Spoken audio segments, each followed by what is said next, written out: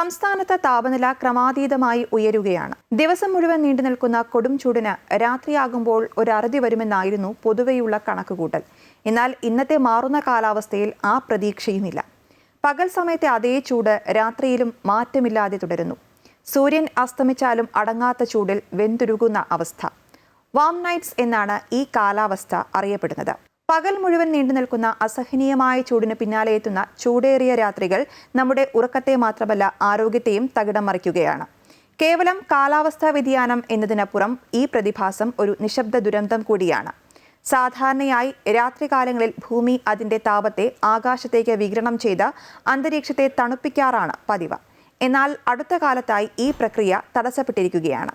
Indian കാലാവസ്ഥാ വകുപ്പിന്റെ കണക്കനുസരിച്ച് ഒരു പ്രദേശത്തെ കുറഞ്ഞ താപനില സാധാരണയേക്കാൾ 4.5 ഡിഗ്രി സെൽഷ്യസ് മുതൽ 6.4 ഡിഗ്രി സെൽഷ്യസ് വരെ ഉയരുമ്പോഴാണ് വാം നൈറ്റ് എന്ന് പറയുന്നത്. ഇത് 6.4 ഡിഗ്രിക്ക് മുകളിൽ പോയാൽ അത് അതീവ ഗുരുതരമായ വാം നൈറ്റായി മാറും. 2024-25 കാലഘട്ടത്തിൽ ഇന്ത്യയുടെ പ്രധാന നഗരങ്ങളിൽ ഇത്തരം രാത്രികളുടെ എണ്ണം ഭയാനകമായി വർദ്ധിച്ചിരിക്കുന്നു എന്നാണ് കാലാവസ്ഥാ നിരീക്ഷകർ വ്യക്തമാക്കുന്നത്. ഡൽഹി, മുംബൈ, ഹൈദരാബാദ് തുടങ്ങിയ നഗരങ്ങളിലാണ് ഇത്തരം രാത്രികളുടെ ഭീകരത കൂടുതലായി അനുഭവപ്പെടുന്നത്. രാത്രികൾ ഇത്തരത്തിൽ ചൂടുപിടിക്കാൻ പ്രധാനമായും 2 കാരണങ്ങളാണ് ഉള്ളത്. ഗ്ലോബൽ വാർമിംഗും അർബൻ ഹീറ്റ് ഐലൻഡ് ഇഫക്റ്റും. അതായത് നഗരവൽക്കരണത്തിന്റെ ഭാഗമായി മനുഷ്യനിർമ്മിതമായ കോൺക്രീറ്റ് കെട്ടിടങ്ങളാണ് ഇവിടുത്തെ പ്രധാന വില്ലൻ. പകൽ സമയത്ത് സൂര്യപ്രകാശത്തെ ആഗിരണം ചെയ്യുന്ന കോൺക്രീറ്റ് കെട്ടിടങ്ങളും ടാർ റോഡുകളും രാത്രിയാകുമ്പോൾ ഈ ചൂട് സാവധാനം അന്തരീക്ഷത്തിലേക്ക് പുറത്തുവിടുന്നു. ഗ്രാമപ്രദേശങ്ങളിൽ മരങ്ങളും തുറസായ സ്ഥലങ്ങളും ഉള്ളതുകൊണ്ട് ഈ ചൂട് പെട്ടെന്ന് പുറത്തേക്ക് പോകുമ്പോൾ നഗരങ്ങളിൽ കെട്ടിടങ്ങൾക്കിടയിൽ ഇത് കുടുങ്ങിക്കിടക്കും. ഇതിനെയാണ് അർബൻ ഹീറ്റ് ഐലൻഡ് എന്ന് വിളിക്കുന്നത്. ഇതോടൊപ്പം അന്തരീക്ഷത്തിലെ വർദ്ധിച്ചുവരുന്ന ഈർപ്പവും സ്ഥിതി സങ്കീർണമാക്കും. വായുവിൽ ഈർപ്പം കൂടുമ്പോൾ നമ്മുടെ ശരീരത്തിലെ വിയർപ്പുണങ്ങാൻ സാധിക്കാതെ വരുന്നു. തന്മൂലം ശരീരത്തിന് സ്വയം തണുപ്പിക്കാൻ കഴിയാതെ വരികയും രാത്രി പോലും അസ്വസ്ഥത അനുഭവപ്പെടുകയും ചെയ്യുന്നു. വടക്കേ ഇന്ത്യയിലെ പല ഭാഗങ്ങളിലും ഈർപ്പത്തിന്റെ അളവിൽ മുൻവർഷത്തേക്കാൾ 9% വരെ വർധനവാണ് രേഖപ്പെടുത്തിയിരിക്കുന്നത്. രാത്രികാലങ്ങളിൽ അനുഭവപ്പെടുന്ന അമിതമായ ചൂട് മനുഷ്യശരീരത്തിലും മാനസികാരോഗ്യത്തിലും ഗുരുതരമായ പ്രത്യാഘാതങ്ങളാണ് ഏൽപ്പിക്കുന്നത്. പകൽ സമയത്തെ താപനിലയിൽ നിന്ന് ആശ്വാസം ലഭിക്കേണ്ട രാത്രികൾ പോലും ഇത്തരത്തിൽ അസഹനീയമാകുമ്പോൾ അത് ശരീരത്തിന്റെ സ്വാഭാവിക വിശ്രമത്തെ തടസ്സപ്പെടുത്തുകയും ക്രോണിക് ഫെറ്റീഗ് പോലെയുള്ള അവസ്ഥയിലേക്ക് നയിക്കപ്പെടുകയും ചെയ്യുന്നു. കൃത്യമായ ഉറക്കം ലഭിക്കാത്തത് പകൽ സമയത്തെ പ്രവർത്തനക്ഷമതയെയും ഏകാഗ്രതയും ദോഷകരമായി ബാധിക്കും. ശാരീരികമായ ഇത്തരം തളർച്ചകൾക്കൊപ്പം ഉറക്കമില്ലായ്മയും അസ്വസ്ഥതയും ജനങ്ങളിൽ കടുത്ത മാനസിക സമ്മർദ്ദത്തിനും പെട്ടെന്നുള്ള ദേഷ്യത്തിനും കാരണമാകാറുണ്ട്. മാത്രമല്ല ഈ ചൂട് ഹൃദയാരോഗ്യത്തിനും വലിയ ഭീഷണിയാണ് ഉയർത്തുന്നത്. അന്തരീക്ഷം തണുപ്പിക്കാത്ത അവസ്ഥയിൽ ശരീരത്തിന് സ്വയം തണുപ്പിക്കുവാൻ കഠിനമായി അധ്വാനിക്കേണ്ടി വരുന്നു.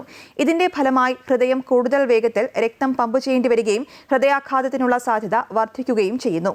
നഗരാസൂത്രണത്തിൽ വിപ്ലവകരമായ മാറ്റങ്ങൾ വരുത്തിയാൽ മാത്രമേ വരും തലമുറയ്ക്ക് തണുപ്പുള്ള രാത്രികൾ തിരിച്ചു നൽകുവാൻ സാധിക്കൂ എന്നാണ് വിലയിരുത്തൽ.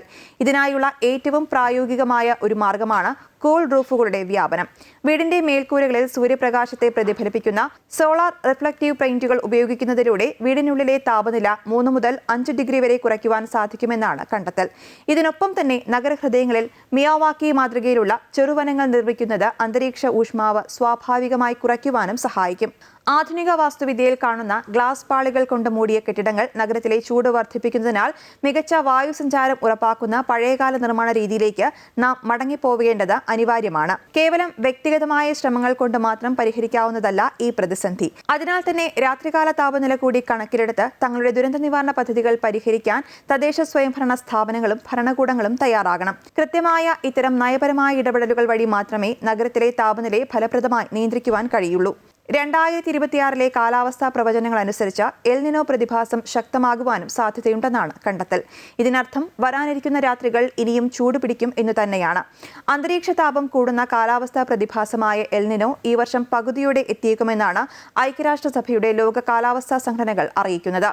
പസഫിക് സമുദ്രത്തിലെ ഭൂമധ്യരേഖാ പ്രദേശങ്ങളിൽ സമുദ്രോപരിതലത്തിലെ താപനില അസാധാരണമായി കൂടുന്ന പ്രതിഭാസമാണ് എൽ നിനോ. ഇതുമൂലം കാറ്റ്, അന്തരീക്ഷമർദ്ദം, മഴയുടെ ക്രമം എന്നിവയ്ക്ക് മാറ്റമുണ്ടാകുന്നു. എൽ നിനോ ഇന്ത്യൻ മൺസൂണിനെ ദുർബലമാക്കുകയും ചെയ്യുന്നു. എൽ നിനോ, ലാനിന എന്നീ പ്രതിഭാസങ്ങൾ മാറി മാറിയാണ് ഉണ്ടാകാറുള്ളത്. 2 വർഷം മുതൽ 7 വർഷം വരെ ഇടവേളകളിലാണ് എൽ നിനോ ഉണ്ടാകുന്നതെന്നാണ് കണ്ടെത്തൽ.